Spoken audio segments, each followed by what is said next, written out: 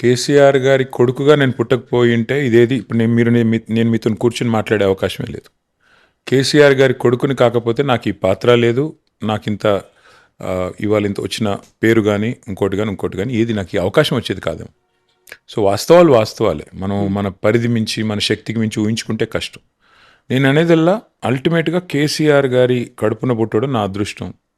ఆయన ఒక గొప్ప ఉద్యమ నాయకుడు. ఎంతోమంది కార్యకర్తల మాదిరిగానే నాకు కూడా అవకాశం వచ్చింది.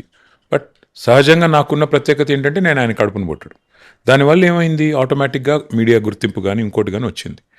మీడియా గుర్తింపు కానీ ఇంకోటి కానీ వచ్చినప్పుడు మనం చిన్న ఉదాహరణ చెప్తాను మీకు. నేను 2014లో ప్రభుత్వం వచ్చింది, ప్రభుత్వం ఏర్పడినాక కేసీఆర్ గారు మంత్రి పదవి ఆఫర్ చేశారు. నేను మంత్రిని చేస్తున్నాను అన్నారు.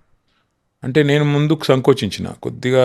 నాకేమనిపించిందంటే నా వల్ల ఇంత పెద్ద మనిషి బద్నాం అవుతారు, ఆయనకి ఎందుకు బద్నాము, మళ్ళీ కొడుకుని క్యాబినెట్లో పెట్టుకున్నాడు అని అంటారు సార్, ఎందుకు సార్ వద్దులేండి, మీరుంటే చాలు కదా, మీరుంటే నాకు నా కాన్స్టిట్యున్సీకి సంబంధించి ఏ పని అన్నా అవుతుంది కదా, నాకు ఎందుకులేండి అన్న.